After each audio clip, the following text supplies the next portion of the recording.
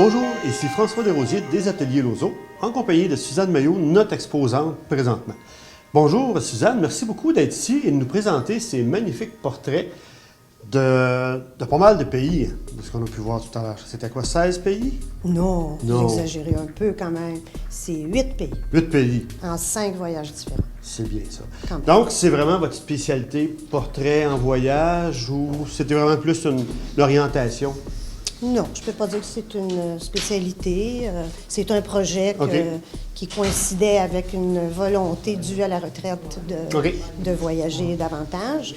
Mais le portrait, c'est toujours ce que j'ai préféré faire. Donc, d'être en contact avec les gens, de faire en sorte que... Et là-dedans, il y a Asie principalement et Amérique du Sud. Donc, c'est à peu près équivalemment, là, à peu près. OK. Oui. Est-ce que vous parlez l'espagnol? Oui. Oui, OK. Oui. Donc, est-ce que ça a fait une différence entre les photos prises en Asie? À moins que vous parliez... Non. Non, OK. Non, donc, mettons, les photos faites en Asie et celles faites en Amérique du Sud. C'est une bonne question. Je ne pense pas. Je pense pas. Ça pouvait se faire quand même différemment, là, bien qu'il s'agissait du même genre de contexte.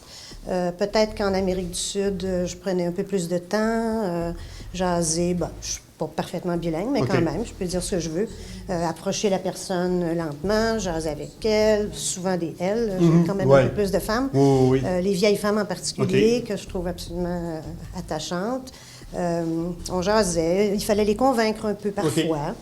Mais en Asie, j'ai réalisé qu'on peut aussi beaucoup approcher par des signes, par la présence, parce que quand même, pour faire ces photos-là, je n'arrivais pas, ça se faisait vite, mais ça prenait pas seulement 3 secondes.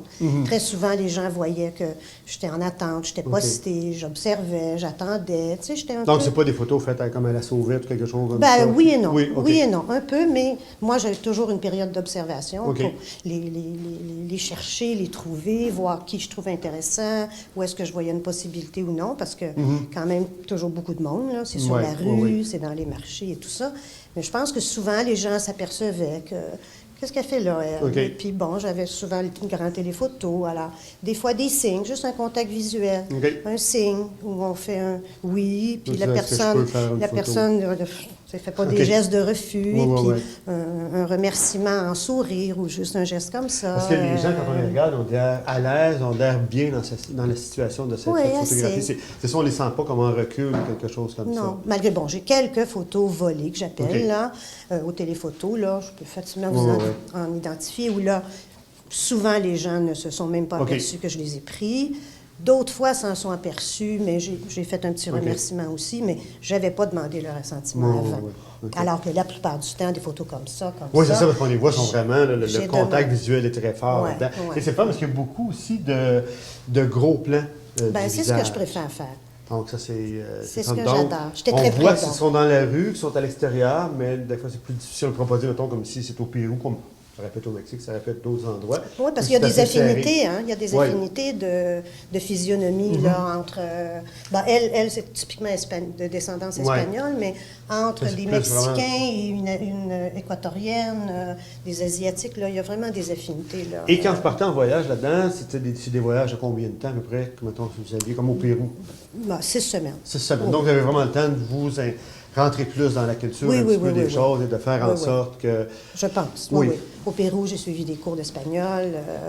On prend le temps, j'étais avec des amis, là, mais on ne voyage pas en vitesse. Oui, c'est ça, c'est pas 12 pays en 4 jours. Non.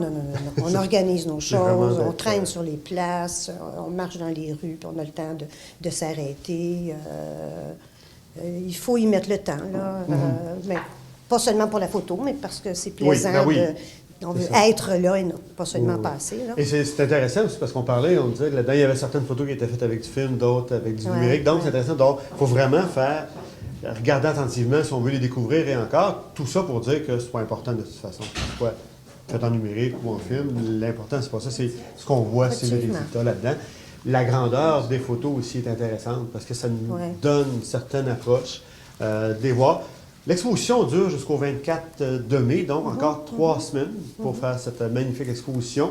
26 photos, si je ne m'abuse? Oui, 26, oui. Le vernissage est demain, donc qui est le 4 de mai. 5 de mai. 5 de mai, tout va tellement vite. Donc, on invite les gens à venir voir l'exposition. Vous allez être là. Donc, bien s'il y a des sûr. gens qui ont des Oui, bien questions sûr. à vous poser ou des choses comme ça vaut vraiment beaucoup la peine. C'est des beaux portraits. C'est une exposition vraiment très, très humaine, très respectueuse des gens. Ça donne le goût de voyager. Je pense que le beau temps s'en vient. Pas aujourd'hui, mais le beau temps s'en vient. Il va faire chaud. Donc, on invite les gens à venir voir votre exposition. On vous remercie beaucoup de nous présenter ça, de nous donner cette chance-là d'être ici. Il y a des numéros, donc c'est des photos qui sont à vendre aussi, Oui, j'imagine? bien sûr, bien sûr. Ça, c'est une des choses. On encourage les gens Ben, fortement. Si vous aimez une photo, vous pouvez encourager l'artiste, quand même. C'est intéressant. Des originaux, c'est rare. Donc, merci beaucoup. Ben, merci à vous. Merci bon à vernissage l'occasion que demain. vous m'avez donnée. Merci beaucoup. Ben, ça me fait un bon plaisir. Merci. Au revoir, merci.